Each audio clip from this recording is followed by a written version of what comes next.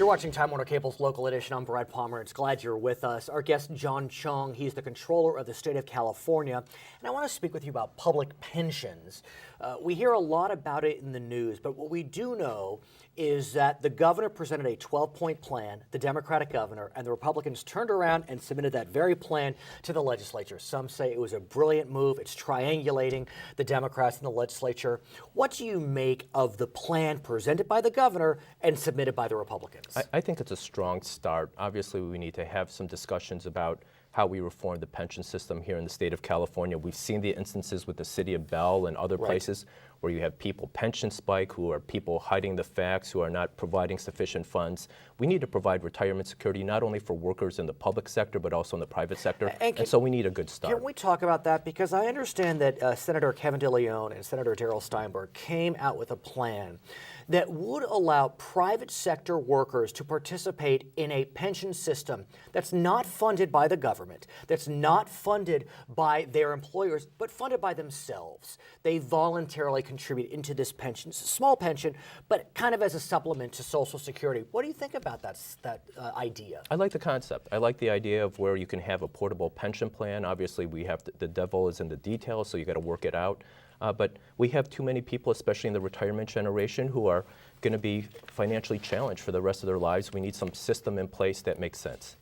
At the same time, we know that you are on the, are you a board member of CalPERS? That's what it's called. You're on the board of CalPERS, which is the California Public Pension System. And despite the last few years being a little difficult, the returns were pretty good. This past year, not as good. So my question to you, sir, is that do California public pensions continue to be at risk of not being able to fulfill their obligations? We're going to have tremendous challenges. The market is very challenging. You look at what Ben Bernanke did in terms of holding down the interest rates for the next 3 years. Obviously, there's upward pressure because productivity is increasing, the economy is increasing, so how long you can hold these interest rates. But if you hold the interest rates down low, it has an impact on your bonds, and that reduces the return. So obviously, we have to make adjustments based on what's happening in the economy. I want to talk about the whole debate more generally and thematically. I think it's fair to say that both Democrats and Republicans do believe we need some type of pension reform to get costs in line.